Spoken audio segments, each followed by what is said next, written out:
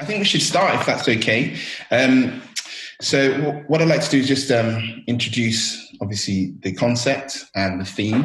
I've made some notes, but I'm going to try and sort of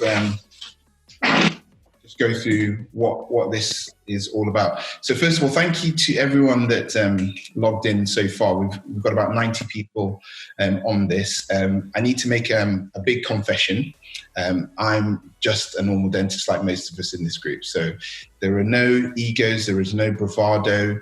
I'm not going to stand here and say that I've got all the answers or we've got all the answers, but hopefully this is a concept that will resonate with many of us that have logged in. And really, it's a very, very simple ethos. This concept was designed from the Startup in Dentistry Facebook group, which I'm sure most of you are members of. If you're not, please contact us later and we'll send you details on how to get in. Today is going to be basically a trial. We booked it for about an hour to an hour and a half to introduce a little bit of my journey in how I went about a startup squat practice. Okay, so we're going to go through that process. The group itself started about 3 years ago, and I'll explain in more detail the reasons behind it. But just quickly, I'd like to introduce some people that are here on the call and a few more behind the scenes that are going to be helping us in this series. So as I look at my screen, I've got Andy Acton. Andy probably needs no formal introduction. He is the one of the directors of Frank Taylor and Associates. So those of you that know about sort of mergers and purchases of dental practices would have come across his team already. I've got Aaron Youssef. Aaron is rapidly becoming a very good friend of mine because we chew the fat on pretty much everything related to dentistry. And Aaron is an extremely knowledgeable dentist and business owner. He owns multiple practices in Southwest London. We've got Laith Abbas on the call today as well. Laith will be sort of doing an incognito job, but he'll be listening in for questions pertaining to planning and obviously in terms of building and the actual building side of startup practices. And then last but by no means least on the call today, we've got Sonia. Sonia Ali, again, is a fantastic clinician. She has a practice in central London, Westbourne Grove, and she has been a founding member of the Startup in Dentistry group, and she's helped me through no end. So Sonia will be moderating the questions that come in. As I said, this is super chilled. This is super laid back. So it's not a lecture. It's not a presentation as such. It's just people wanting to give back to the dental community. And I make no bones about it. It's not for profit. It's not for ego. It's really just to help. I just wanted to share a quick story as to why this is so important to me personally. I think it was about 4 years ago. I'm sure we're all on social media and we see that there's fractions and there's different views. My sister-in-law, where I was at a wedding and she fell, a door knocked into her tooth and her front central incisor, the day before the wedding, I think she was a bridesmaid, smashed in half. And it was awful, and I was there, but with no tools in Birmingham. And I was thinking, well, crap, what am I going to do here, Went to Tesco's, bought her a temporary cement, stuck the parts together, didn't really do much. The next day, or that evening, I put a message on Facebook and said, guys, can anyone help?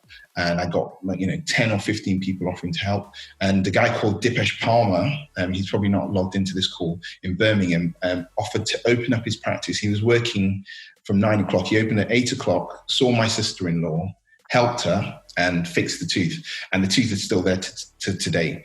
And you know what? It just really resonated with me. It gave me confidence or faith in humanity, but also in dentistry. And I think there's a lot of us that have knowledge. We've worked really hard to get it.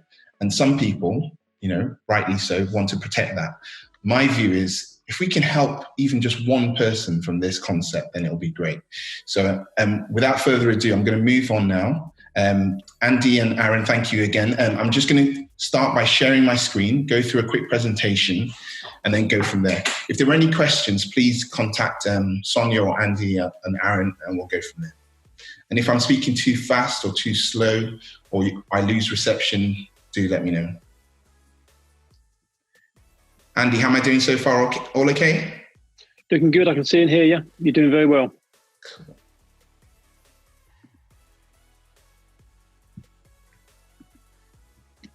Okay, so I'm going to hopefully share my screen. Okay, so yeah, welcome everyone. This is how to develop a squat practice. So this is my journey, which started in 2016 really, and ended, well, in March 2017.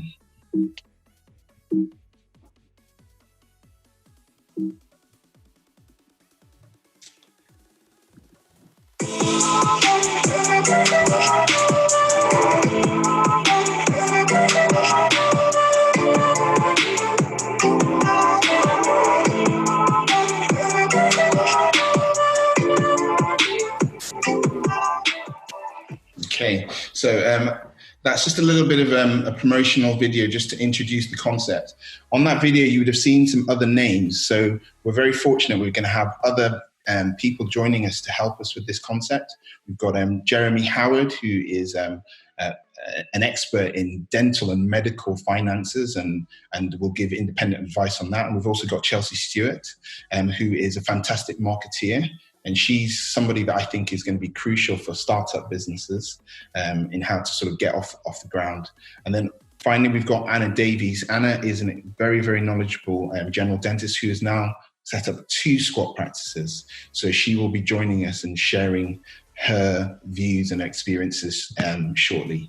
So depending on how this goes today, and if everyone enjoys it or feels it's beneficial, we do plan on doing a few more.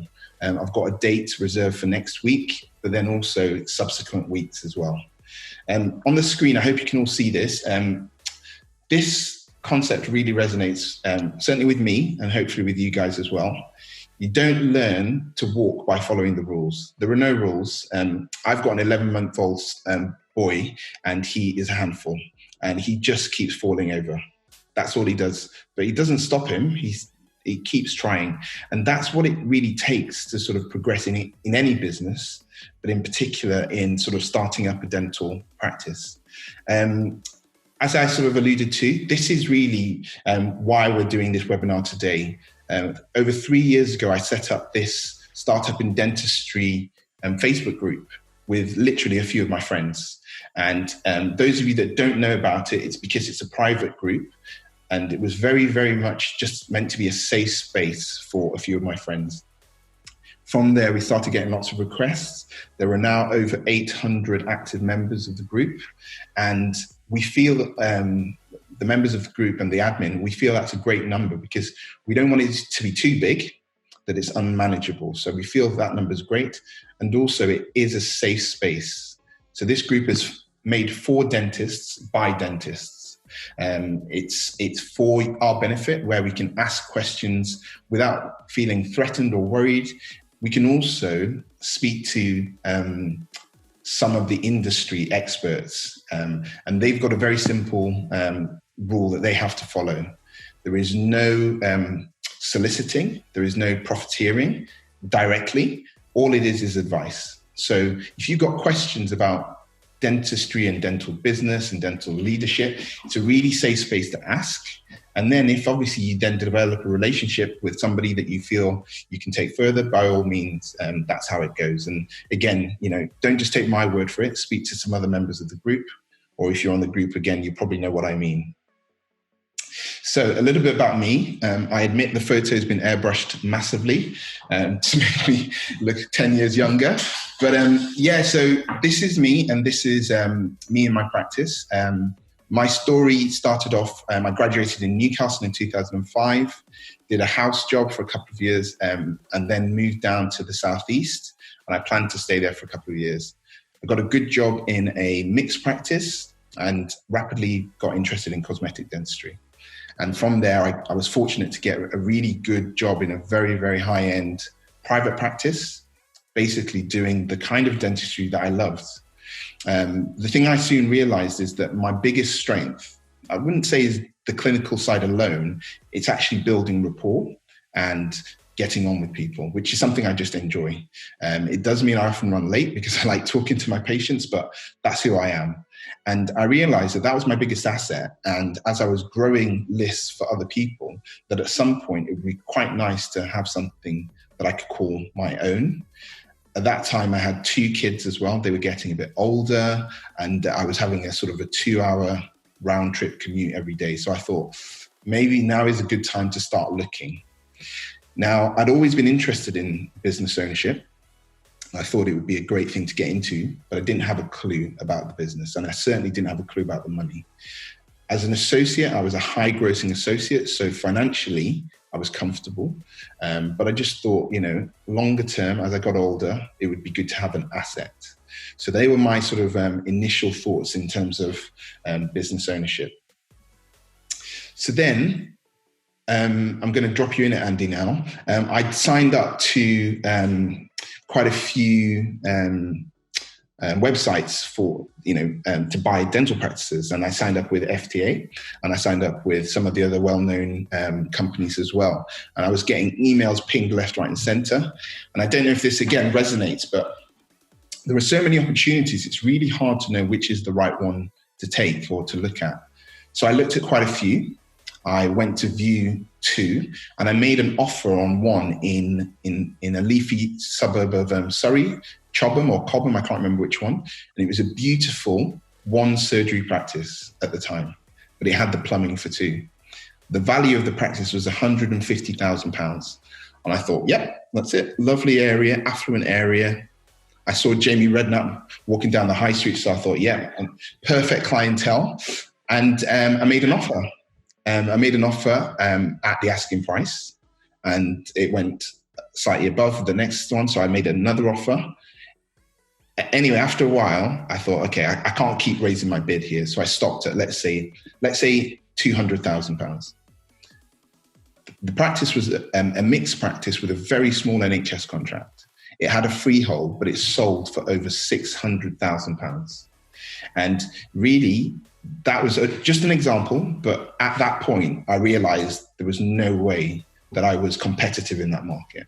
I just didn't have the funds. I certainly didn't have the savings and the deposit to sort of stretch to that point. So I sort of started to think, right, well, what other ways are there? And then in 2016, I started jogging around the area of Twickenham, which is where I live. And I stumbled across this beautiful purple building that you can see here. And the building had a to-let sign, and it was just being put up. So as I was running, I stopped and I asked the guy, oh, what's happening here? And they said, oh, this building could be available. So I looked into and inquired, and yeah, it was available. I made an offer that day in my running shorts, and I got it off the market. And within a series of weeks, months, I was able to start the process for planning. From the planning stage, I found out that a dentist had already inquired about the building, and for some reasons there was an issue with the landlord, so she didn't go ahead with it. I contacted the dentist, found out a bit more, and I was able to get enough information to give me a solid business plan to start the process. So I'm just going to go through this presentation really quickly, and then I'm going to open it up into a more open discussion with Andy and Aaron. So location. Location is massively important when you are looking at a squat practice. I think I would say it's probably the fundamental thing to look for. For me, as I said, I had a 2-hour commute or 2 hours plus commute. So being close to home was a really, really big advantage. Now, that's not to say that every squat practice needs to be around the corner for me. I was prepared to move to a different area to set up a squat practice. So if you find the right location, you can consider moving your location, as it were. But as I said, this was literally on my walk to work every day. And as I said, because I found out there was already some planning that had been applied for, I realized that somebody else was going to take this opportunity if I didn't. So I knew the demographics of the area very well, which again, I would really urge, if you're going to look at any kind of squat practice, it's not just the location. You need to know the people that are around there, the shops that are adjacent to you, their history, how long people have had their leases. Is it an area where there's a lot of turnover of industry? These are some really, really important things. As you can see on the map, I was literally a 2.5 minute walk away. So I think even I could be early to work when it was so close. And then, so within sort of 6 months, we were able to acquire the lease.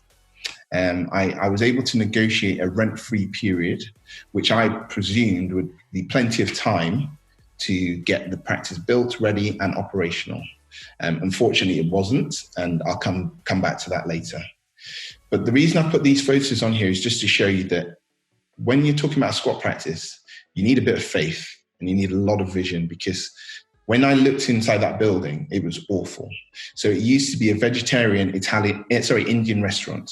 Okay, so the decor wasn't really what I was looking for. And I'll just play a little video here. And this was literally what the inside of the building was like.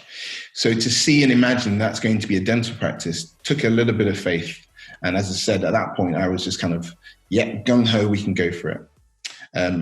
Aaron's going to talk a little bit more about some of the key things that you need to think about as well, because as well as having a building that looks the part, can it actually sustain a dental business? Again, be prepared for the unexpected. So while we started renovating the practice in the background, I came to sort of look at it the next day and I found this. So in the wild west of Twickenham, somebody had blown up a card machine or a cash machine right in front of the practice. And at this point, I mean, I was thinking, what the heck is going on here? So again, all sorts of things can happen that can sort of throw curveballs in your way.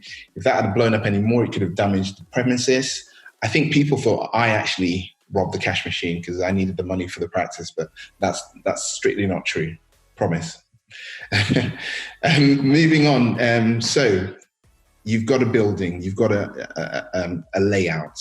Again, Laith will probably be the best person to talk to you about the next step, but you need to draw plans. Okay. Some people in the group ask us about architects, and I think architects have their place and I think they're very knowledgeable. But the biggest issue at this point is that you really want to be careful not to incur a huge amount of costs when you're just starting out. So this is where, again, you need somebody with experience. I was fortunate to work with some fantastic dental companies. Initially, I did quite a lot of work with Hague Dental, and more recently, I'm doing a lot of work with Anglian Dental. And again, experts in this field have a font of knowledge. So again, take your time. Speak to 3 or 4 different people, get 3 or 4 different quotes. But within those quotes, try to ask the dental companies to give you an idea or a drawing of what the endpoint is going to look like. So this is kind of how we scoped out the ideal layout of the practice. And as you can see, we scoped it for 3 surgeries with a staff area, which I think is imperative, and a little office area, which again, I think is imperative. And hopefully you can see that a bit later. Again, I'm not the most visual person. Some of you might be really creative. My wife is. So she actually drew a lot of this herself.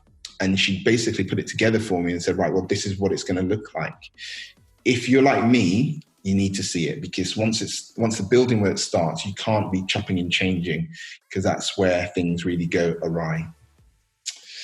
Again, working with a team. So once we'd got past all the planning, once we decided the layout, we had to start thinking about branding and brand colors and who or what the practice was going to be and who it's going to represent. So I decided on the name Refresh Dental. Don't ask me how. It just came to me one day and I thought, Refresh. And I thought, okay, that's quite different. And the brand or the market I was targeting was like not high-end luxury, but affordable luxury. So I was thinking of BMW or Audi and Apple, things that people can afford but people want. So that was my concept. That was the brand values that drew me to sort of think about how to make Refresh Dental. So that meant obviously I had to make it cool or desirable. So again, that leads to things like, your colors, your internal features, your soft furnishings, all of that kind of stuff as well. And again, I was very fortunate to get an interior designer to help me finalize that. I'm a typical bloke, so I was moaning about the cost of everything at every single point. But there are some things you just need to bite the bullet and pay for. And again, this was an expense. Did we need it? Maybe not all of it, but do you know what? It helps and it gives you a guidance and a guideline. And I think it's something I'd recommend as part of the startup process. And again, now you can start to put these images into your sketches or your drawings, and it starts to come to life. Okay, internal planning for the surgery. This is where you need to have a really good relationship with your dental company, the engineers and the installers. The ergonomics of a surgery are massively important. Again, I'm sure all of us have worked in lots of practices or lots of surgeries where something's not quite in the right place or something drives you mad. What I did is I spent about 6 months in thinking about all the other practices where I'd worked, and I made a list of the things that I really loved and things I really didn't like. And then I put it together. So one of the things for me was I really wanted this little return, this L-shaped surgery, because I always needed my camera to be near to me. So for me, that was really important. And again, I like space, so I made sure that I designed it so that there weren't too many cabinets, because I didn't want it to feel cluttered or over built up in the surgery, because again, the rooms are quite small. Colors. Again, I am not creative, so I handed that over to Mrs. Ojo. I think you can see her hand in the corner there. And again, you really need to involve your family, your friends, your partners in this. This becomes like your next baby or your next child, and it is all encompassing. I'll come back to this at the end, but this isn't for everybody, okay? It's not easy. It is a labor of love. Even more than that, I would say. But again, if you get it right, it's so, so rewarding. And I'm pleased to say that I think 3 years on, I think we got most things right. So again, just zooming through these now, I'm not going to bore you, but this is basically the structure taking place. Once those walls were then filled in and built in, this is what it started to look like. And then towards the end, this is it. Surgery completed. I took the liberty of recording a very short video just to show you. It's not very tidy because it's now, but a little video of how the practice looks now. Again, things like this. Really urge you, if you go through the process, record everything, because it becomes part of your story when you get new patients, when you get people coming in, or even associates and people joining your team. It's nice to sort of record every step of the way. And these are my first patients that tested out the chair. So my 2 daughters came and made sure that everything was hunky-dory and working fine. Okay, and that was it. Now, I showed the plans where we had three surgeries. We actually just started by installing the first surgery. Okay, so obviously your chair is probably your single most expensive item that you'll buy.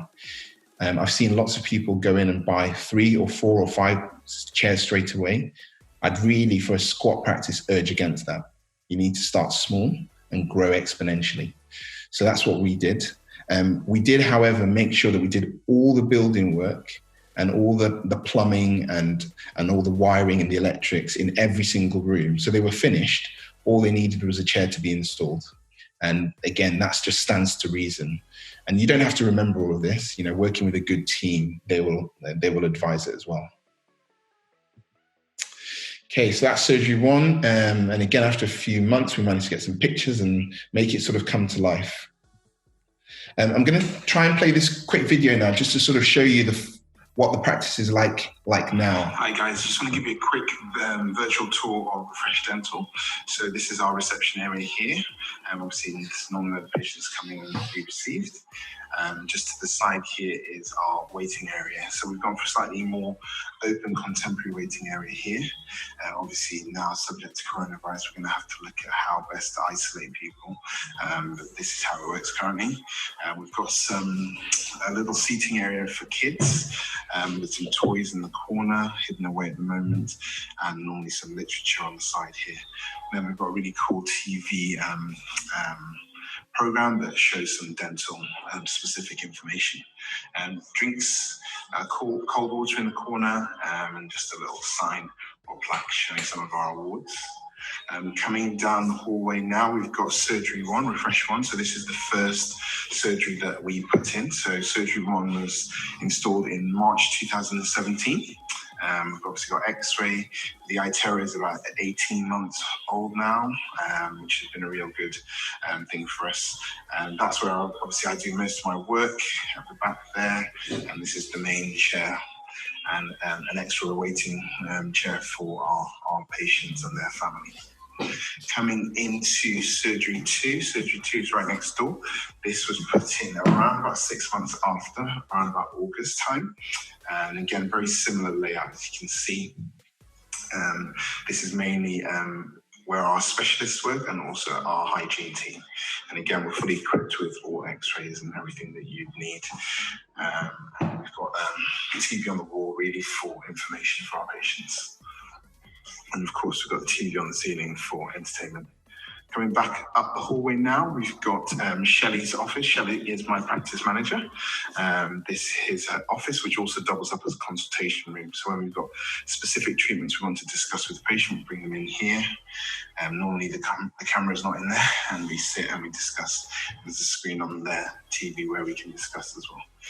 Then in here, this was a bit of a bonus. We managed to get an extra little room, and we've tried to make best use of it. So this is obviously a CBCT scanner, and also where we develop our standard x-rays as well. So it's a bit of an x-ray development room. Okay, next room, obviously the most important room in the practice, the decontamination room here. Again, you have to make sure that it's spacious enough. So this isn't a huge decon room, but it does the job. And as you can see, we had to comply with CQC, Rajiv, and the like. Okay, sorry about that, guys. I just put that in there just to give you a tour because, again, as I said, I'm quite visual. And when I was looking around, I would go on lots of people's websites to find out, what it was that I needed, or what it was that I wanted in the practice. And again, I think it's quite nice to just sort of visualize how it all comes together. Again, there are lots of things that you do need to follow. There's certain guidelines, which is why we've got Rajiv from Lakani from Dental Compliance. He will be talking later on one of these about what it is that you need to comply with the CQC as well. As I said in that video, we put Surgery 2 in about 6 months afterwards. The business plan and business model, we kind of expected to do it after around 18 months. But the reality was that with the service that we were offering, I was too busy and I needed a hygienist to sort of free up my time. And initially, and again, I think for most squat practices, you do everything. But if you can get it right, it's good to delegate. So I got a hygienist and then I got an associate to help me as well. And that's how the business really started to take off. Okay, so coming back to brand and logo development. So then I chose the name Refresh. It means strength, energy. But for me, it was more about embodying my personality. So again, when it comes to names and things, think about who you are and try to get something that mirrors you, because then it's easy for the brand, for you to maintain the brand values. Work with a good team. I work quite closely with Shaz Digimax on certain things.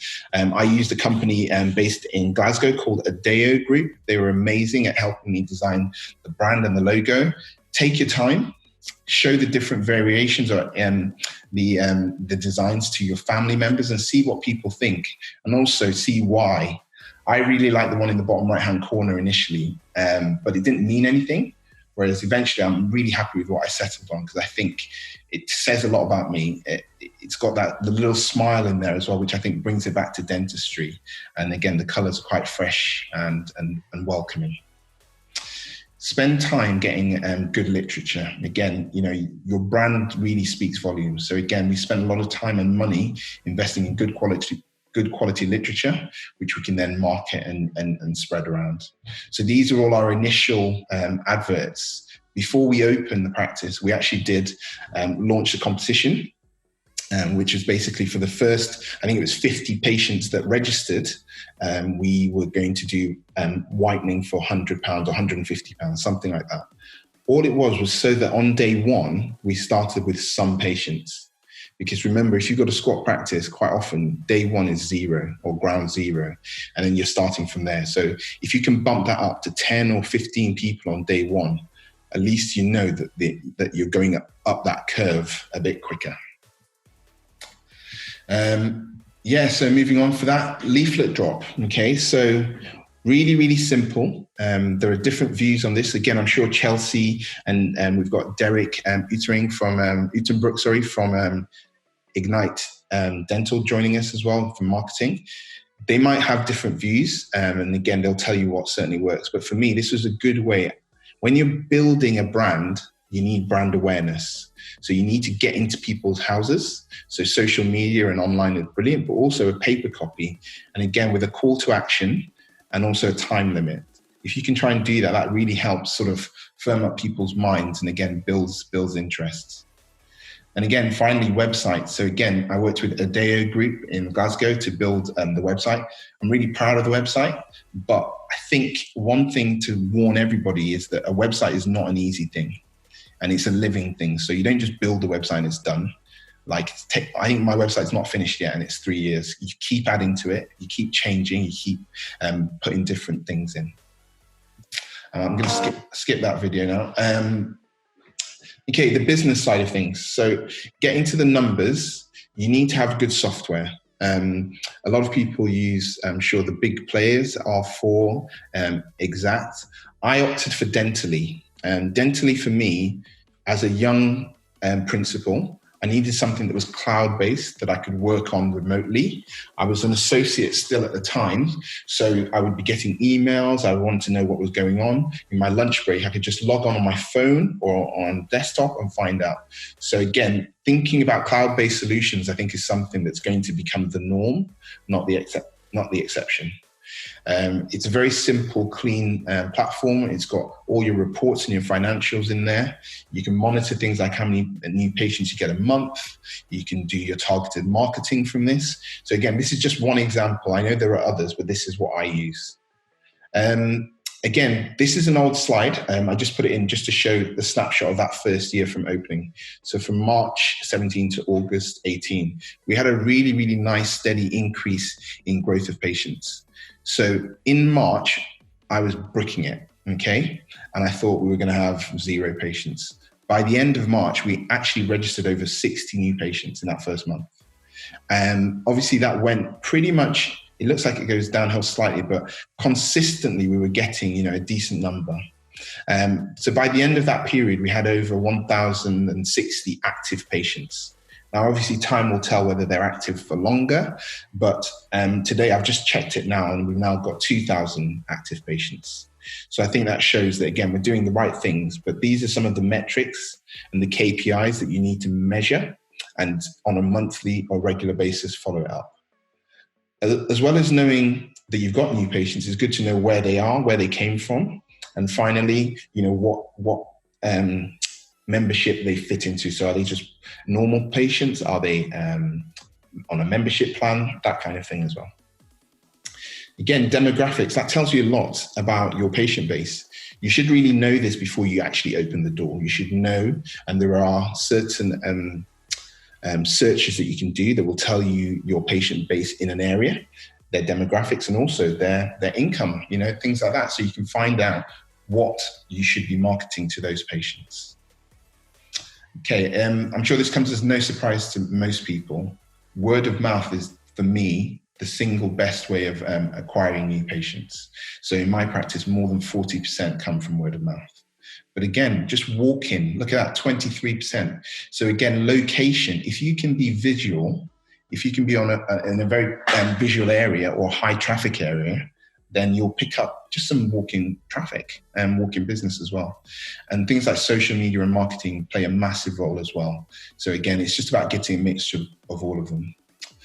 I'm just coming on to the final bits now. And really, this is about me and how I managed to ingratiate myself. I've got some friends that probably joined the webinar as well that are fairly local to me. There's a lot of dentists in our area. Now, the reality is in most areas, there are also a lot of people.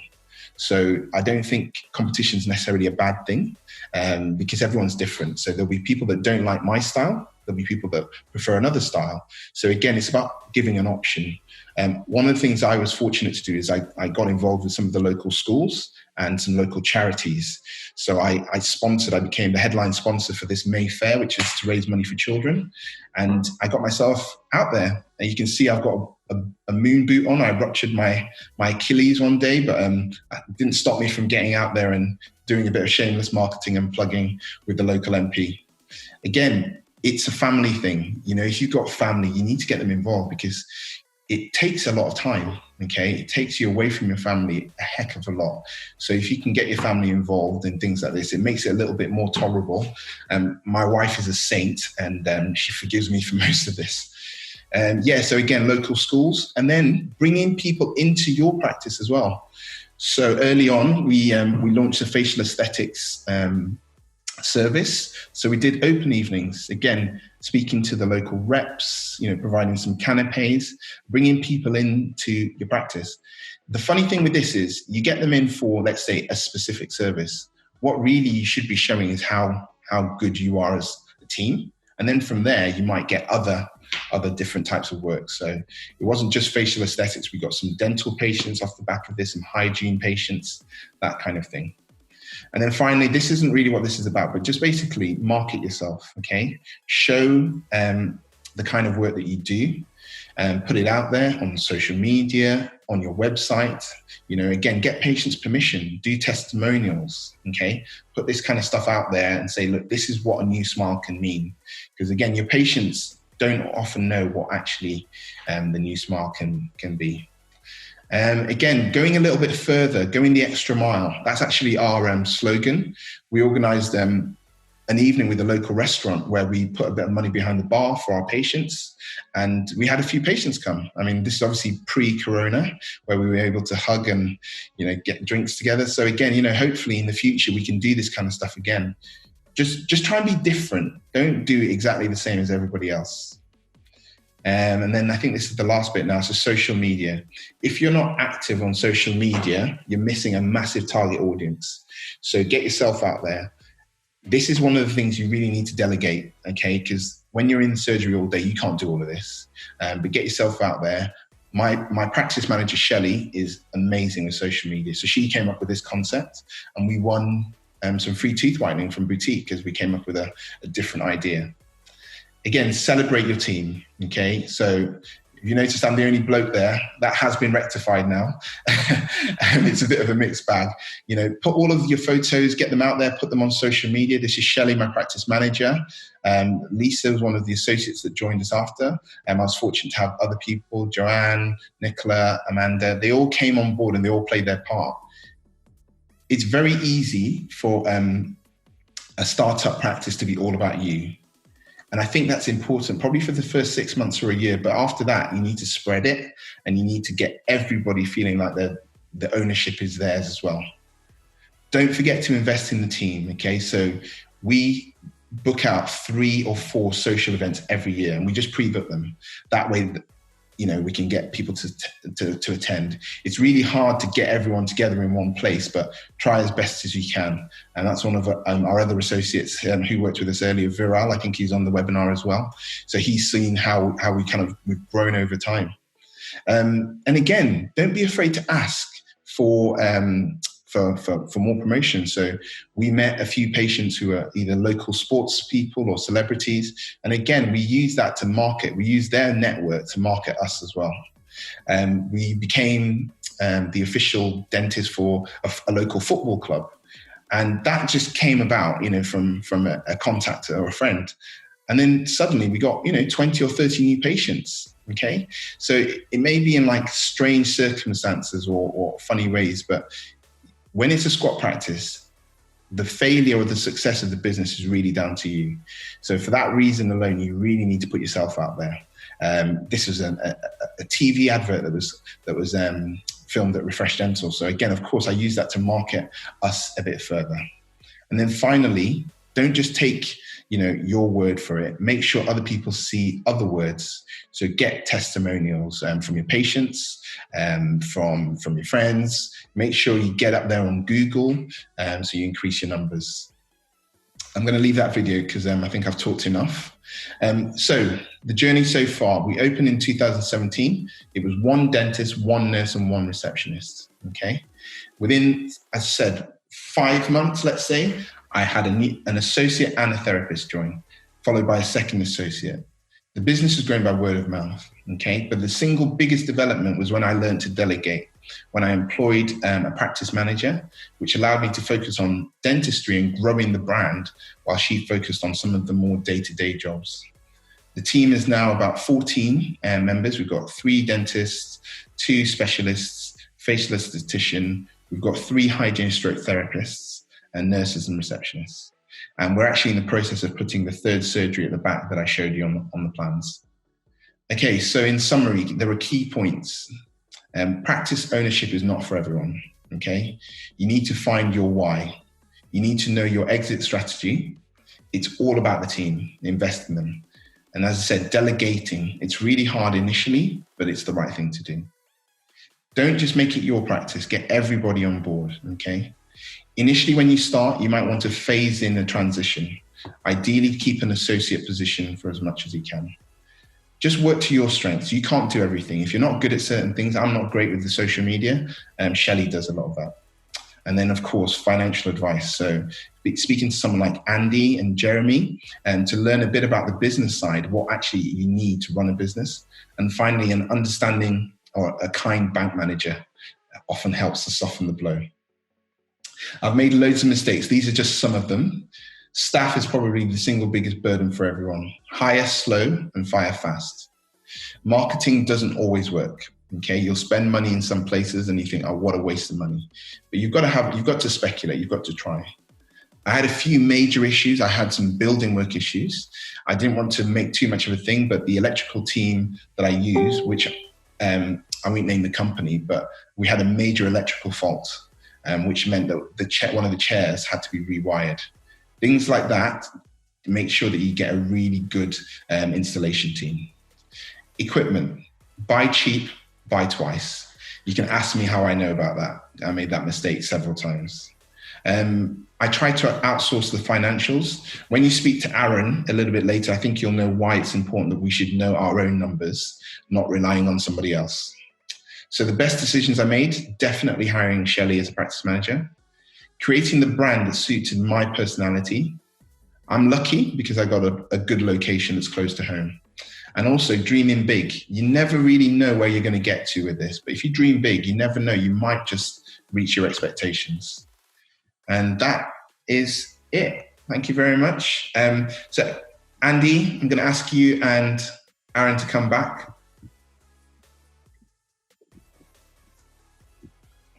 Really interesting story, Mehdi. Really good. Really interested.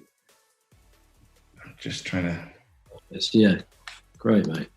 Sorry. Nice to see it. My favourite, you took over my favourite vegetarian restaurant. Sorry, mate. Yeah, I hope that was useful. As I said, I'm going to hand it over now because I just wanted to start this off with my story. I'm sure there are some questions and a few things, but before I start, if I just sort of throw some questions to you, Andy, first, and then to Aaron. Yeah, sure. This is going to be the format that we're going to use for the coming TED Talks. So, Andy, as I alluded to at the beginning, I had an issue with buying and purchasing a new practice. Is that something that you find a common story or not so much?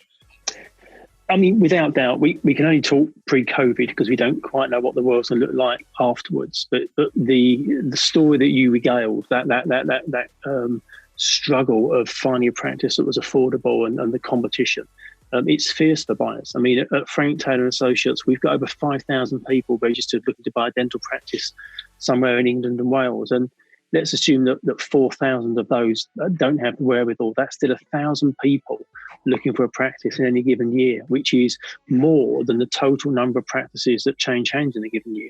So you're going to be in competition. It's been stacked in the seller's favour. Whether that's going to be the case going forward, then that relationship might balance out slightly. I think the challenge comes for most people. You need to be quite entrepreneurial to set a practice up. You've obviously got that flair and that desire within you.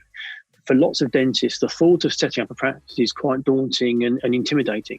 Therefore, buying a practice is a safer way to go. The difference is, if you set up your own practice, you invest in the practice from the beginning, but you build your own goodwill value. If you buy a practice, you have to pay a considerable sum of money because you're effectively paying for what somebody's already done. Refresh on day one was worth nothing other than the equipment. Absolutely. You've now built it to 2,000 patients and a growth, so it has a goodwill value. But somebody has to pay you a considerable sum for buying that. What is interesting is the considerations of setting up a squat or buying an established practice are very similar. You said location was really important.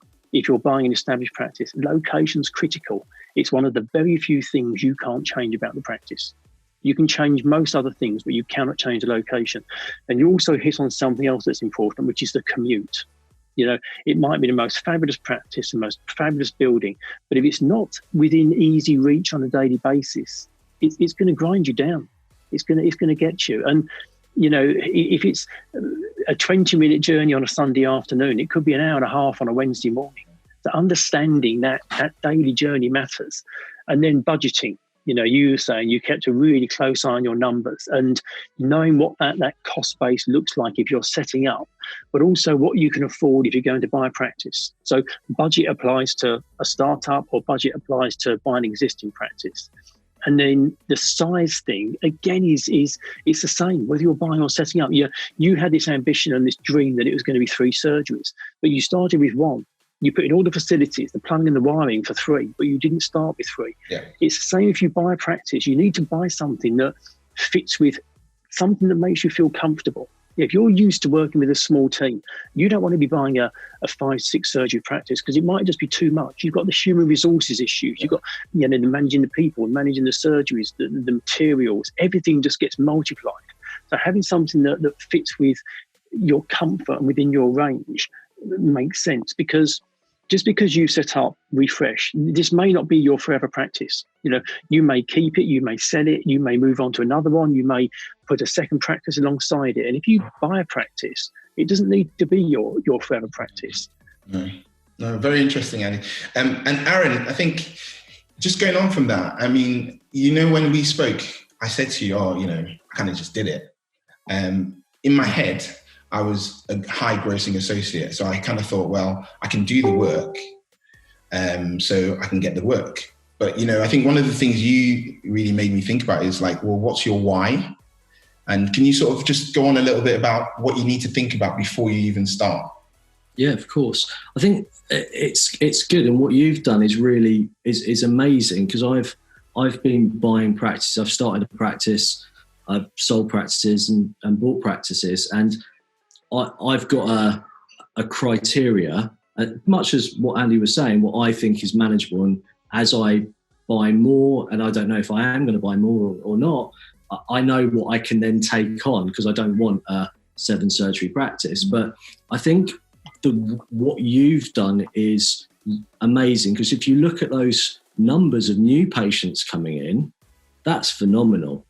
Considering day one, it's more than 0. But I think you've got your setup in terms of who you are engages with people, and I would just say to everybody that I've been out, and so I live in Twickenham, near to Miday's practice. So there was times where I'm on the common, I'm seeing Miday more than I've seen anybody else, because he's interacting at fairs and stuff like that, which is amazing, and he's really good at it, and the family are all involved in that as well, because I see your kids, I see your wife out in that as well, and it's a massive team effort. Yeah. And what it does is it and I know from my neighbours and people around that Miday is a really nice guy and people like to see him. And I'm not a nice guy. I'm not that person. So with my first startup, I remember being in Leatherhead, outside the Sainsbury's, trying to give out flyers to people and thinking every single minute of that, thinking I don't want to be doing this. And it probably came across. It must have came across. in the end, I left it to my business partner, John, who was juggling away with stuff. Yeah. And he's much better at that than me. So you've got to kind of pick what you want to do and how you want to do it and then fit it into there. But I think the why is it's about why you want to leave. And I always recommend a book called The E-Myth Revisited. I read that. Yeah, it's a good book, right?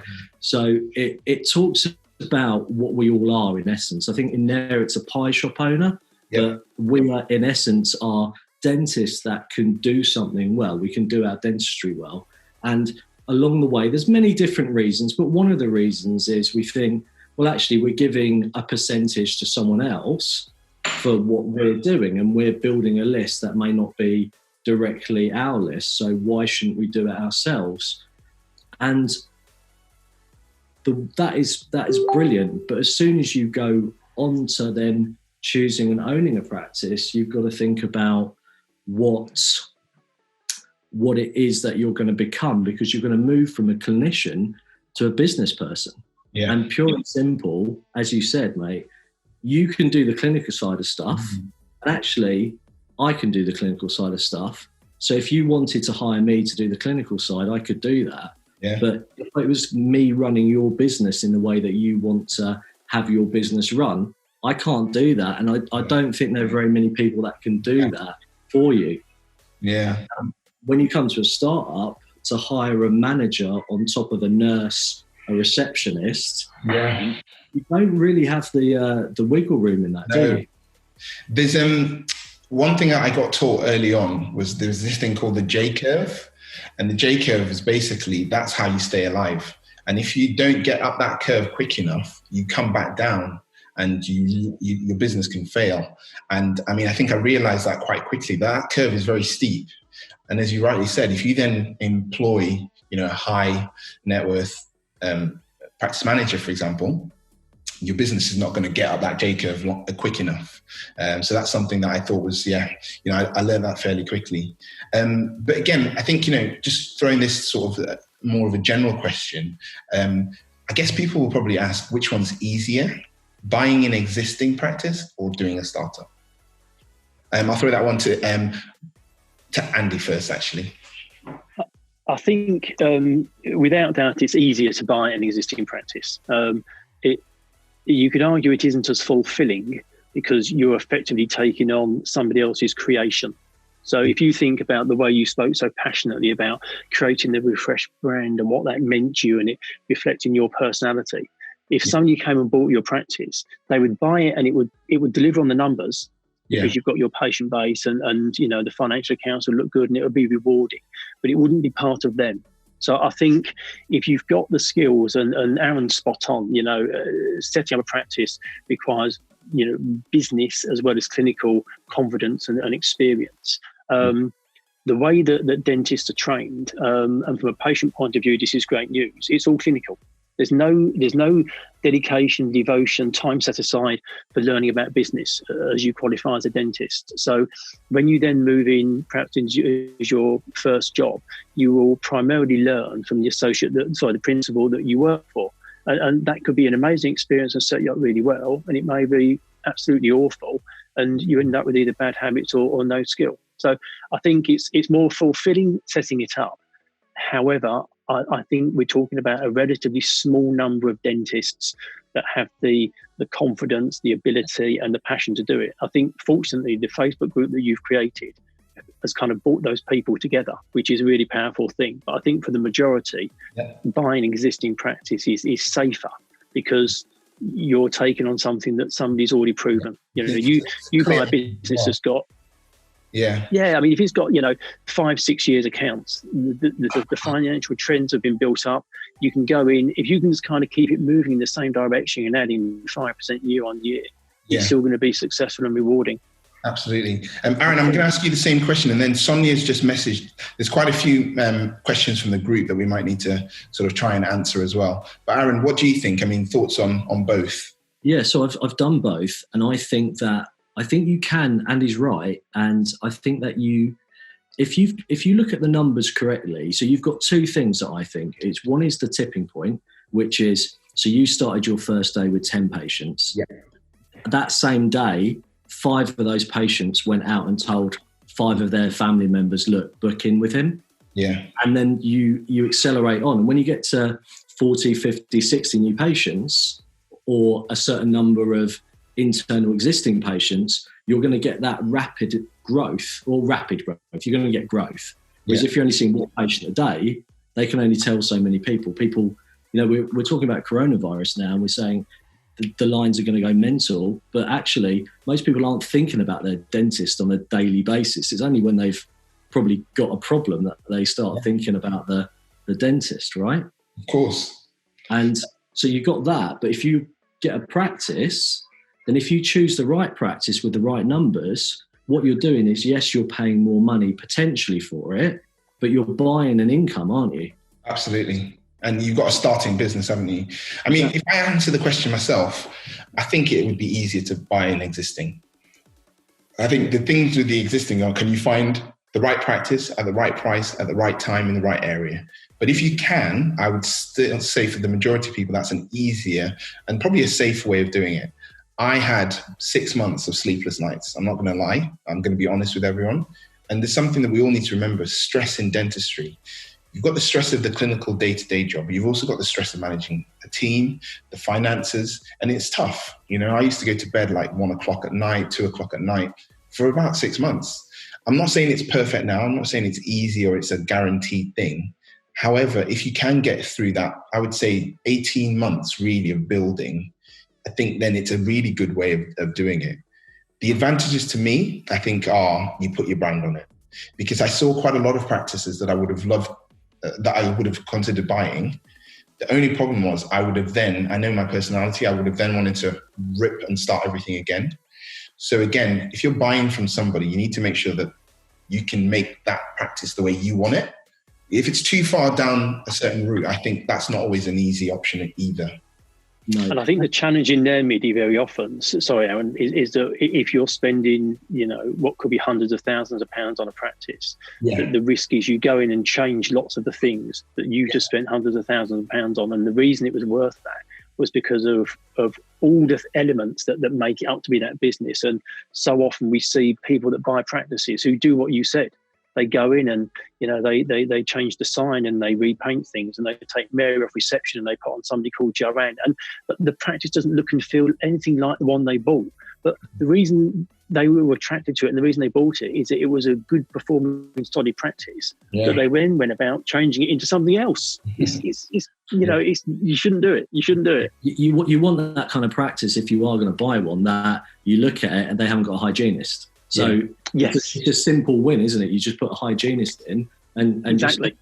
And when it comes to pricing, the places that I've potentially bought have had a principle of a similar mindset. So it's not necessarily always been you have to pay the highest, or Andy will tell us, it's not necessarily the highest fee always that wins, right? It's like a house as well. If you're in a position to move, you're in a position to move.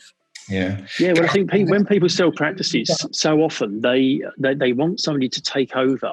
That kind of, they're almost like the custodian of. They still feel it's their practice and their patients. So if you can align somebody who's a bit like you to buy your practice, you're right. It means that there's going to be that link, and very often that is a factor as a consideration between buyer and seller as to whether you're successful. No, of course. We're getting lots of questions coming in. I'm going to invite Laith. Laith, if you're there, can you add your video in, mate? Because we've had a few questions about planning. And Sonia, can you unmute or tell us some of the questions that have come in that we can sort of, hopefully we can answer? Sure. There's just a couple of questions regarding about planning. One from Narav, and this is directed to Laith. How did you know that you would get D1 before making the offer? You want approval before making an offer, you don't know. So it depends on the property you're going for. Typically, residential is actually very, very difficult to approve and get a conversion to D1. Always worthwhile talking to your architect. The architect, if he's familiar with the council, will know a formula, because there's a formula between A1 retail, A3 units to D1 residential. It's worth talking to your architect and see if they know that formula. But also talking to the council preliminary discussions, so you can have a provisional meeting with them. Absolutely. And and discuss what the possibility is. It's like we said earlier in the webinar, I would recommend not spending a sum of money really towards this at all in the beginning. So do not spend architect fees and really investing into it. You're not too concerned about the actual plan as such. You're more concerned whether you're going to get the approvals of D1. So you don't need to look at the nitty-gritty details of where surgery will be or where the stabilization will be and what the architectural design will be. You more want to spend a minimum. You can even get Dental Directory or someone like us or Henry Schein. Yeah. You just draw a design, which normally is free of charge. So you can take advantage of that and just try to submit it. You can even try to submit it yourself. But yeah, don't spend too much time doing it. But there's no real indication. It's quite difficult to get that. I think that's a very good point, Leif, because it's these are the things that you just don't know. And I think you have to build it in that there might be some investment and you might not get anything out of it. And that is a risk with the startup practice. But again, like you said, if you can get an initial meeting with the council to find out what the chances are before you go too far down the line. And I think, would you agree, Leif, most landlords as well will probably give you a bit of leeway before you sign the contract? Oh yeah, definitely. Do not sign any lease at all until you get a firm decision from the council. That can be quite challenging with the landlord, because of landlord, generally, if they've got a good property, they want to lease it immediately. And if you think about a planning permission can take 12 weeks, 8 to 12 weeks, sometimes longer. So you have to really discuss with the landlord. A landlord want you to take the unit. Dental practice tends to be for the next 20, 30 years. Absolutely. So it's in their interest. But you need to have a discussion with the landlord and just be honest with them upright that you're planning on applying for a change of use. Yeah. Again, some general questions. Initially, I'll just continue on the planning side of things, or it's actually about builders. How can we set up a contract with a builder to make sure works are completed on time and specifications are clear without ending in a breakdown of relationship? So mine definitely ended in a breakdown in relationship. So again, it'd be good to know your thoughts on that, Leif. First of all, it's really important to be realistic. So do not push the builder into being unrealistic in terms of time. Okay, just you can normally get an indication if the builder feels comfortable in the time scale you're doing. If the builder agrees to that time scale, then get a JCT contract. Okay, so you can do a Google search. Okay, your builder should be able to supply you a JCT contract. You can put some penalties in there. Again, the builder tends to find it's always a two-way relationship. Okay, so they rely on the actual client or the dentist to make sure they have a plan and they stick to the plan. As soon as that plan starts to diverge, you can have knock-on effects and that makes your contract quite difficult to go back on. So make sure your plan is spot on, make sure you're exactly what you want to do, get your builder in, talk to 2 or 3 builders, don't only stick to one builder, go to 2 or 3 builders, talk to them, see if you're comfortable with, and then get a really good JCT contract. And always keep money at the end, okay, so that if there's a problem, it can be deducted from that balance. And a slight retainer there as well. So that, again, you can make sure the quality is there. Good point. Yeah. Sonia, are there any more general questions? I can see a few more that are coming through. Not for Leith. I think in regards to compliance, would you recommend doing compliance yourself or use a company or software? Yeah, really good question. I mean, again, I'm sure Aaron's got some experience with this. I was fortunate because I think a lot of people can share some knowledge. So I had examples of different policies that I could use. I think there's a lot you can do yourself. However, it's easier and cleaner if you have one person or one company helping you along the way. So I started doing bits myself, and then I got into trouble, and then I had to call Rajiv, and Rajiv was very kind to sort of help us finish what we had and then take it through for our application. Also, I worked with a lady called Sophia Mendez, who was a former practice manager of several practices, and she knew the CQC process. So if you either go with a big company or get somebody in that's maybe got the personal touch that can come in and see you and help you do stages. There are lots of people out there. And again, you've got to ask for these kind of things. Aaron, what do you think? I think you need to know what you're doing, as in you need to read the documentation. You need to have, because this is the thing, at the start, you're the leader. So you need to, later on, you maybe need to know less, but I think at the start, especially something as important as CQC, where it can stop you opening, you need to know it. Doesn't mean you have to do it all yourself. You just need to know enough that you can check it, because there are people that as you say, can come in and do it for you, but they're going to be more expensive than getting a framework. And a framework possibly allows you, depends how much time you've got, because Chelsea might say, well, actually, maybe you're better off marketing, spending, you've only got 24 hours a day, right? So you can only do so many things when you're starting, and it all comes at once, doesn't it? All the problems come at once and everything. So you've got to delegate, but I think the more knowledge you have, the better. Yeah, thank you, Aaron. Look, there's loads of questions. If we can't get through all of them today, what I think we're going to do is we're going to write all of these down. We're going to have a second and maybe a third webinar, and we can take these questions and answer them directly in the webinars as well. But I'm just going to ask a couple of general ones that I've just seen here. It was from Ricky Gill. He said, I'm struggling with the concept of leasing or buying a freehold for a squat. Would you have any advice? So Andy, I'll throw that to you. In terms of generally buying a freehold or leasehold, what do people feel? What's your thoughts? I think if you're going to buy a freehold for a squat, you need a wheelbarrow full of money, because setting up a dental practice is a considerable undertaking in itself. They're going to have to dump a big amount of money into the freehold as well. So if you're in one of those incredibly rare and privileged positions where you can buy that for cash, and you could use it as an investment down the road, then yes. I think in reality, the world that most people live in, a lease would be a much better idea, because ideally you want to get yourself probably a minimum 10, 15-year lease. Ideally, that lease should be drawn within the landlord and tenant act. Without getting too technically, basically give you rights of renewal. Absolutely. But at the moment, particularly for people that are sitting watching this today that might be thinking about setting a squat up in the next year or so, there may be some great terms as well. You may get some repayment holidays in terms of a quarter rent-free or 6 months rent-free, because everyone's going to be looking to do deals to get themselves back on their feet. So there might be some amazing opportunities to get into a building relatively cheaply, which would then buy you time and give you some cash to get the practice going. So I think as a rule, a lease makes a lot more sense. You're only going to have so much capital available. I always describe it that you should think of the freehold and the dental practice as two separate investments. The dental practice is going to produce an income and a profit, and the building gives you the opportunity to have the dental practice that gives you the income and the profit. You don't need to own the building to still have a dental practice. Absolutely. So think of the building as being a separate investment that's going to give you a return, because if you own the building, there's mechanisms you can put in place. You can only get a pension to pay yourself a rent, which goes directly into your pension. So there's some clever things you can do.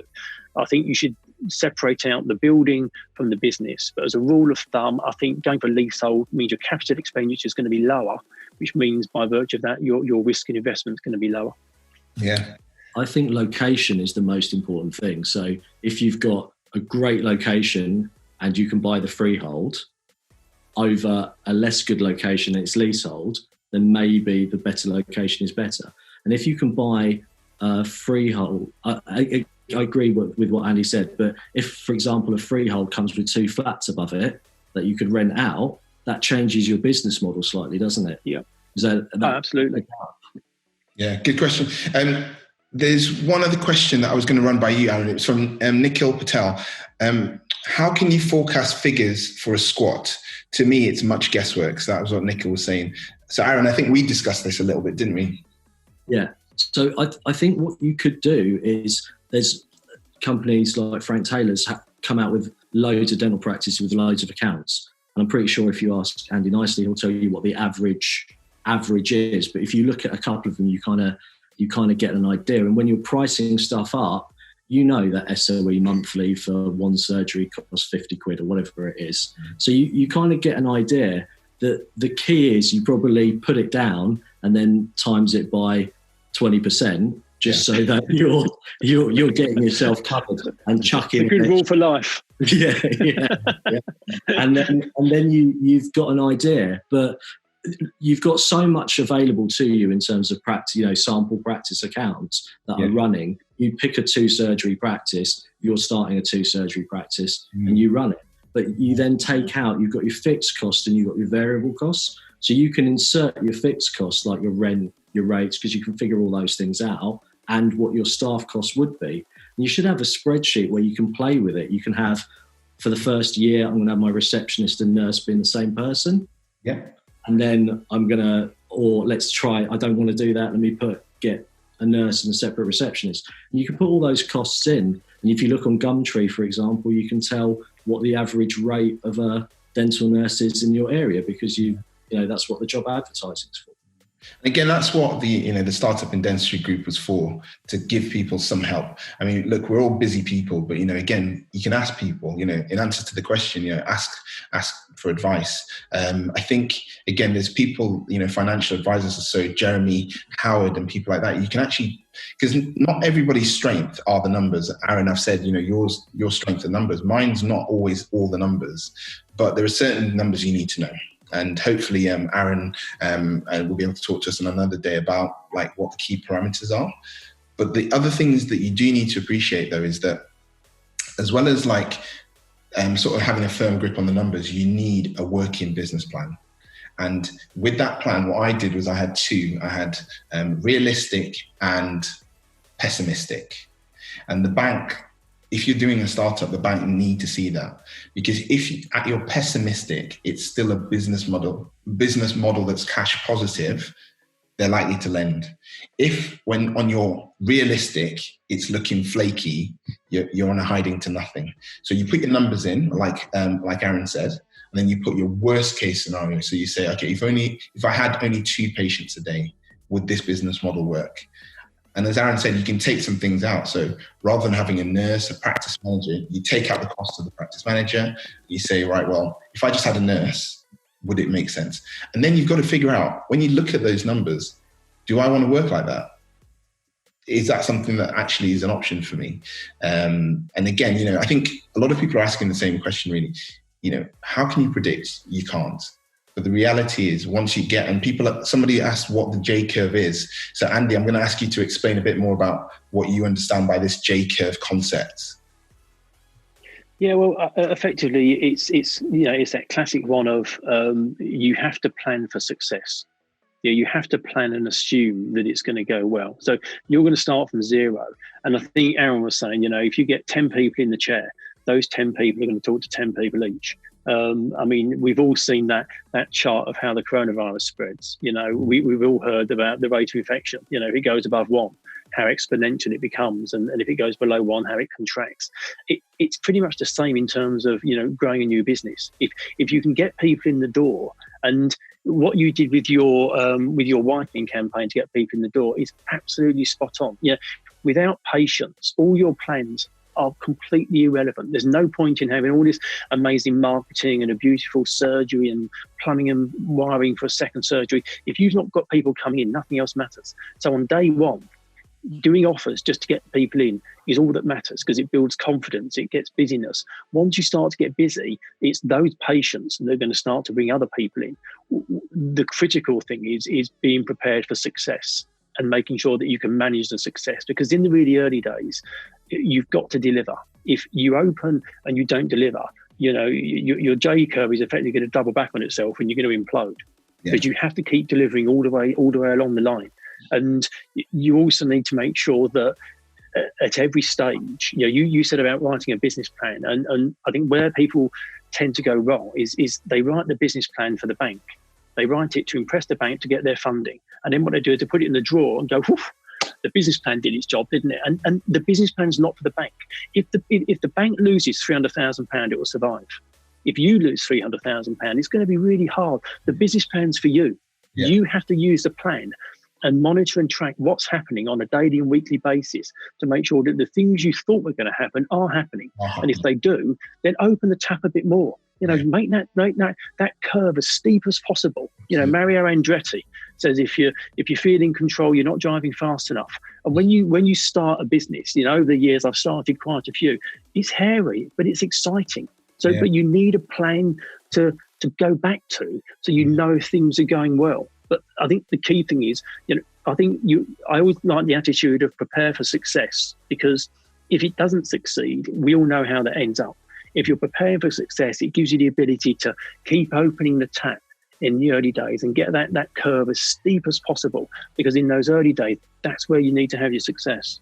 No, I just want to add to that, actually, before I ask Aaron, there's another question that's just come in. I just want to reassure people a little bit though, because yes, it is scary. You know, Andy probably doesn't know this, but I called up a couple of the valuing companies, and I said, once I got the lease through, I said, how much would you give me if I sell the practice before it opened? I was bricking it. I'm not going to lie. I was. And you know what? That's normal. Like you just said about Mario Andretti, if your dreams aren't big enough that they did scare you a little bit, if your dreams aren't big enough that they scare you, they're probably not. Full stop. Yeah. So that is, you know, it's got to be part of your nature. But also, look, I'm going to be honest, you know, it's a dental practice. If you get it in the right place, and if you as a person, if your strength is people, I think you have to be a people person, because you have to bring people around you. If you're good with people, you can make an asset that's worth more than you invest. And that's the simple numbers. The reason people think about doing squat practice is not just to make a pretty building, but it's to make something that's worth more than what they started with, and it's an asset. So that was my why. You know, I could have bought an existing. I didn't find the right one at the right time, at the right area. This worked for me. It's not the only way, but it definitely is a way, and it certainly is possible. Which leads me to the next question, Aaron, which is, so from, I'm going to keep, it said, say you open a 2-surgery squat practice. Should your target from day one be a gross of 2K a day, so 1K per room, or is that aiming for the stars? What are your thoughts on that? Yeah, I mean, no, I think what you do is, and this is my big belief, is that you can start off by saying, I want this practice. It's on, you know, it's in Harley Street. It's got great frontage. And then you look at the rent of the place and it's 100 grand. So if your rent's 100 grand, you then add up all your other fixed costs and go, well, per month, I'm going to have to make 20, 30 grand in order to pay for it. Yeah. So that's your very base level. Can you, on your own as a dentist, make 20 to 30 grand to break even? Mm-hmm. Because when it's you working there, if there's no associate to pay, so you don't have to pay a percentage. So it's all kind of fixed, isn't it? I know you've got your materials and you've got your lab bills, but they're what, only around 6-7% normally. So pretty much, yeah. So in that case, the answer is that's not the building for you, and that's not the location for you. Yeah. But if you go, I happen to have, I've been renting rooms in different practices, I've got a list that's making 50k a year for me, then fine. Then you take that and you go into that practice. Yeah. So I think what you need to do is work out, find the place that you want to, or average everything that you can from other sets of accounts, such as staff costs, and your loan, actually, because you know how much you should know. You should have a budget, right? As you say, Midday, if you want to have a 3-surgery practice and do it for 200 grand, why don't you just do 1 surgery for 80 grand or whatever it is, and then work from that? Because when you've got less patients in, you'll be making a positive income, hopefully, and there's a lower figure to get past. Yeah. So I think the question should be, figure out how much the thing's going to cost you. Yeah. And then work from there. And you can work out pretty much all your costs, apart from your rent and rates, because you'll have to put your rent and rates in depending on the building that you choose. Of course, yeah. There's a couple more finance questions that have come in. I'm going to answer them first, and then Andy, I'm going to throw it back to you in thinking more from a purchasing point of view as well. Sure. One of the questions is, what kind of starting capital would you need in terms of a squat practice? And then also, I think somebody asked, I think it was Sunny asked, how much money would a 2-surgery practice be? Now, again, it's the same as a car. You know, you can buy a 50,000 grand car, you can buy a £100,000 car. The practice is what it is. You can get it on the cheap. You can spend whatever you want. So I think, again, and Aaron, I'd like your thoughts on this as well. I think if you were looking the cheapest, I think most people would say you'd be hard pushed to get a practice, 2-surgery practice for under £200,000. But it is possible. And I know people that have done it on a budget for near enough half of that. I know people that have done exactly the same thing and spent $500,000 or even $1 million. So it's a very hard question. Again, it's location specific. It's also your brand, your personal brand. As I said, you know, I haven't gone for a Harley Street location. I haven't gone for that kind of style. I've tried to make it affordable. So that's me. You can do it cheaper. You can do a lot of the stuff yourself. Aaron and I have spoken to a fantastic guy who basically also has found out some ways to sort of reduce his costs in some of the equipment and the hardware of the building. But Andy, again, a question in terms of how much would you think you need to start up to get started with either a squat or a new practice? So if you're buying an established practice, we have to keep caveats in this with pre-COVID. It was about a 10 to 15% contribution. So a £600,000 practice, you're probably looking at somewhere between 60 and 90,000 as a contribution, plus your legal fees and other bits and pieces. That could be by way of a cash contribution, or if you have an asset, so they could take a second charge on a residential home, or if you had a second practice that had equity, that equity could be part of that contribution. But if you think in terms of 15% from a planning point of view, that would kind of get you to where you need to be. On the startup side of things, I think you said it yourself, it's really whatever you want it to be. But I think the word of caution is whatever you spend has to then fit with your proposition. So don't go and spend £100,000 and expect to have a really high-end practice that's going to be charging £800 and £900 a crown. So you need to think about the end and then work out how you want to make the investments at the beginning.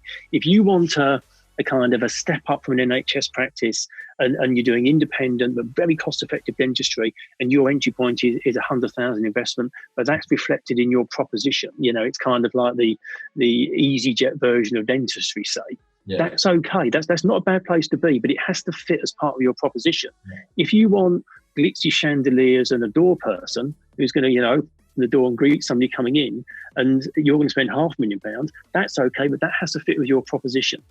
I think the thing that you can do that doesn't necessarily always happen is some of this can be financed and deferred over a period of time. You don't need necessarily a capital lump sum to buy things at the outset. You can get this over 3, 5, 7 year finance, because what that will do is that will reduce your capital expenditure, and also from a cash flow point of view, it will buy you time to break even. Rather than burn all your cash on day one. Absolutely. Try and spread that cost over a number of years, and it will just buy you time, because inevitably costs are going to start way before income comes. And the more you can defer or just kind of flatten down that cash flow expenditure, the better.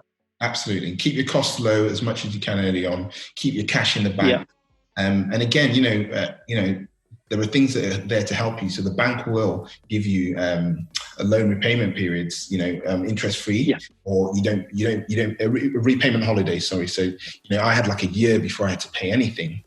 So again, I had some equity in my personal property that I put in. So I probably put in about half of the cost that I needed to borrow in cash. But then also you have to keep some cash aside for like just living, because it's let's be honest about it. You will have a period of time. I think the shortest would be 6 months. I think the longest would be, again, it depends on the person, but factor in between 6 months to 18 months of lean times where you don't go on flash holidays. You really rein it in. But in my opinion, would I do it again? 100%. Has it worked for me? Definitely. Is it the easiest thing to do second time round? Probably not, because I think once you've done it, like Aaron said, there probably are other ways. But I think for your first practice, and actually maybe I only want one practice, I'm not necessarily sure that I want to do it again or go into this again. So, for 6 months of sleepless nights, Exactly, yeah, exactly. But again, as I said, would I do it again? Exactly where I was, 100%, because it's given me everything that I want. I'm not being sort of bolshy or saying it's not that it's the perfect practice in the world, but you know what? It gives me, and actually more than money, what it gives me is somewhere where I belong, somewhere where I'm in control, and I'm in control of my own destiny. And I think aside from the finance side of things, I think there's a lot to be said for that.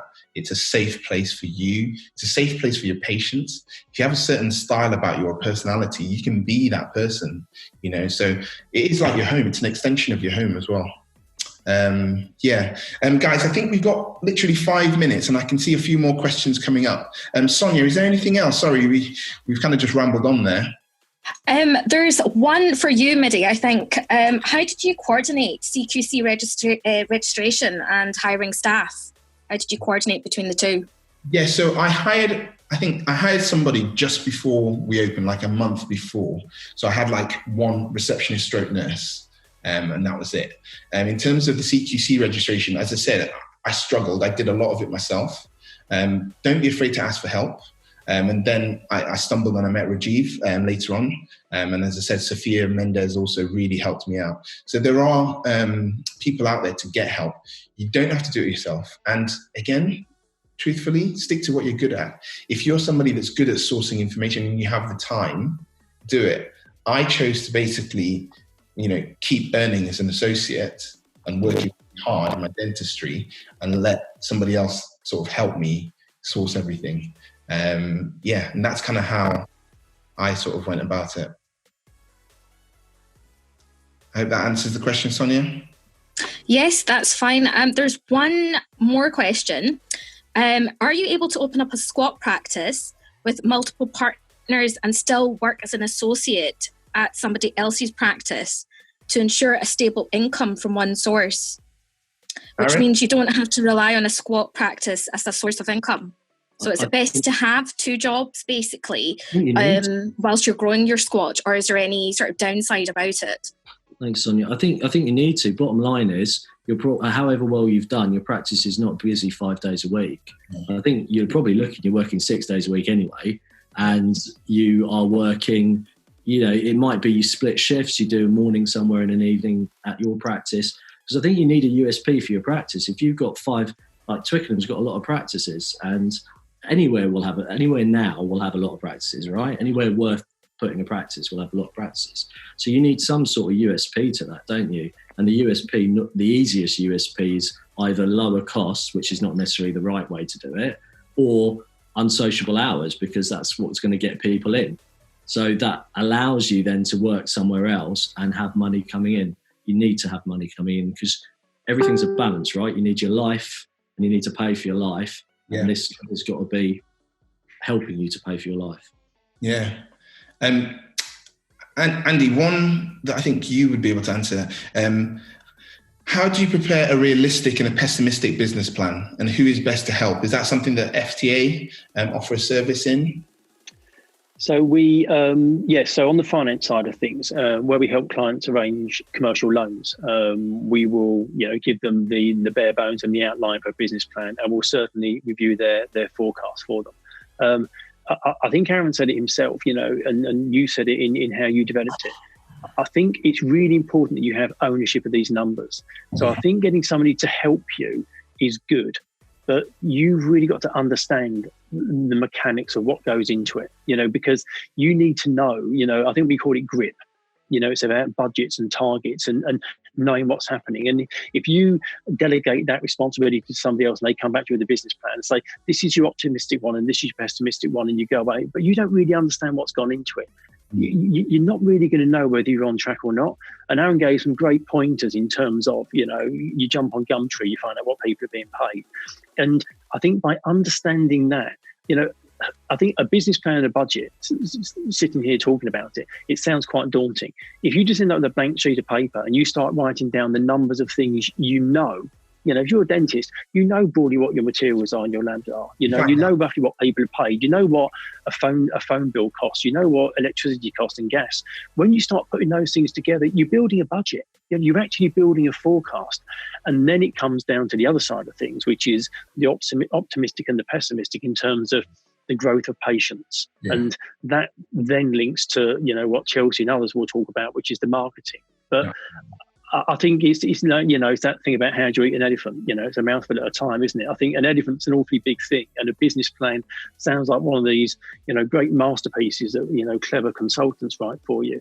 I absolutely believe you can probably get it on 2 pages, and you can have 1 page of a spreadsheet. But I think that somebody needs to own and understand the numbers themselves. I mean, I'd be happy to talk to anybody that wanted to some guidance on it. We've got other people that can, but a lot of it is pushing it back onto the person to say, invest some time and really think about what you want it to be, because it's not going to run to track. And when it's not on track, you need to understand why it's gone off track, as opposed to go back to the person that wrote the plan and say, things aren't going as planned. What's gone wrong? because then it's not your business. You really need to understand it for yourself. Right, 100%. Guys, we're going to have to call it a day shortly, because I think that's an hour and a half just gone. It's absolutely flown by. So, thank you all for your time. I just want to sort of summarize. Obviously, today was just a start. If this has been useful for most people, I can see that we've managed to keep most of the participants, which is great. If this is useful, we're planning to do another one next week, and then subsequent weeks as well. I think definitely you'll all agree that both Andy and Aaron have still got a lot more knowledge to give. So I'd like to invite them back to speak specifically more about their own topics of interest. But also we've got people like Chelsea Stewart, we've got Jeremy Howard. And again, look out for these people. Add yourself into the group or request to be added into the group. And more of us will do so. It looks like the feedback's been great, guys. So thank you all for your time. As I said, we'll call it a day there. If there are any questions, burning questions that haven't been covered, please do either, I think it's best to email. If you could email me at midiojo@hotmail.com. And what I'll do is I'll collate all those questions, and then we'll put them into the Facebook group, and we will then divvy up who's going to answer the questions for you. And can I ask you guys, did you like this TED Talk informal style, or would you prefer a more traditional one-person talks on a subject? Let us know, because we've got a lot of people that we'd like to invite in and sort of cover all the topics. Thank you so much, guys. Andy, first of all, you gave me the kick up the backside to get it off the line. And Aaron, thank you for being that sounding board as usual. Leith and Sonia, thank you both for tuning in. We've got, as I said, Anna Davies is going to be joining us, doing pretty much sharing her story as well. As I said, she now owns 2 squat practices and is a partner in the 3rd one. I mentioned Jeremy Howard already. We've got Rajiv Lakhani, who is going to talk about CQC. And we've also got 2 really, really well-known marketeers. So if we're all up for it, I'm going to try and keep this going, at least over the next 2 or 3 weeks, and see where it goes from there. All right. Guys, thank you very much. Let's call it a day, and let's chat soon.